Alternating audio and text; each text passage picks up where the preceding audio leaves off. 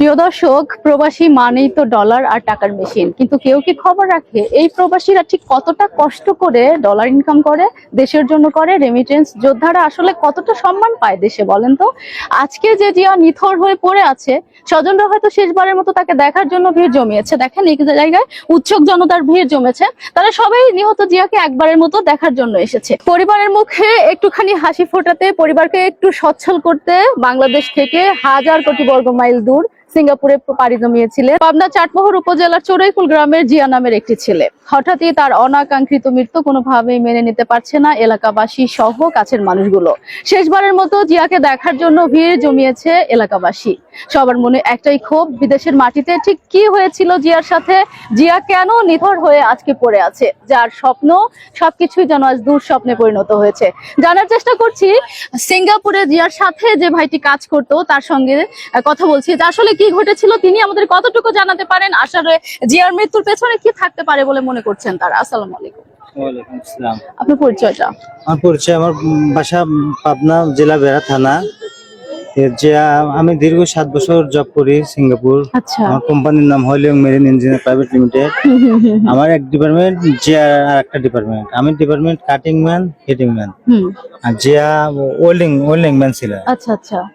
জিয়া দীর্ঘ 3 বছর ধরে আমার কোম্পানিতে আছে।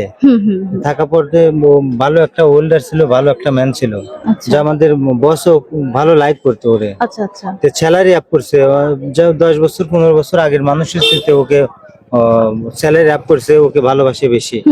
তারপরে ওই হঠাৎ করে এই পাইপের মধ্যে 20 টিমের একটা কাজ করা হয়েছিল, সবাই গাড়ি চলে যাওয়ার পরে জিয়াকে খুঁজে পায় নাই। তখন পাইপের পাশে যায় জিয়ারে ফোন দিলে পাইপের মধ্যে ফোন বেজে ওঠার কারণে জিয়াকে দেখতে পায়। ও আচ্ছা আচ্ছা, তার মানে মৃত্যুর সময় সে সময় ঠিক কেউ ছিল না? আচ্ছা, মৃত্যুটা কিভাবে হয়েছে সেটাও স্পেসিফিক বলতে পারছেন না?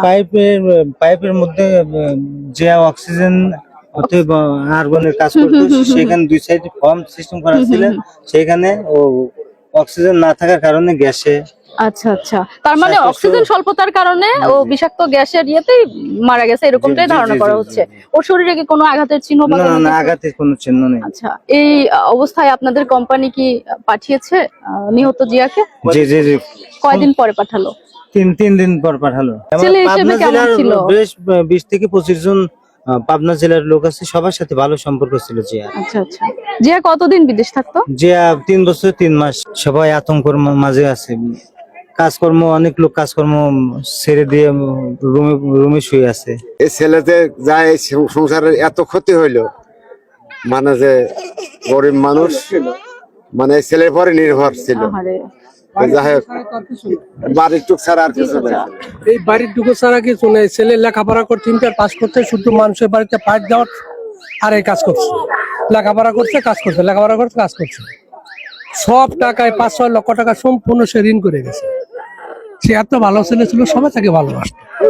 মানে এই সংসারে কান্ডার হিসাবে একটা ছেলেই ছিল।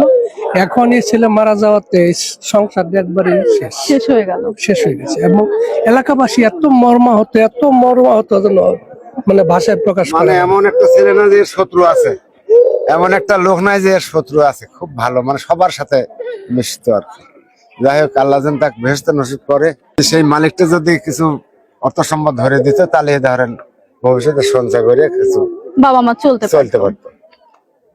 ও তো ভালো ইনকামও করতে পারেনি, কেবল গেছে। যা কামাই করছে বাড়িটাই করছে। ও আচ্ছা আচ্ছা। তার অন্য কিছু আর্থিক আর কিছু নাই, মাঠে কোনো সম্পদ করতে পারেনি, শুধু বাড়িটাই করছে। এখন আশা ছিল ঈদের আগে ছুটিতে আসবে, বিয়ে শাদী করবে, তারপরের থেকে এখন মাঠে কিছু করবে। বাচ্চাটা দেখি, আমার ছেলের সাথে লেখাপড়া করছে একসাথে।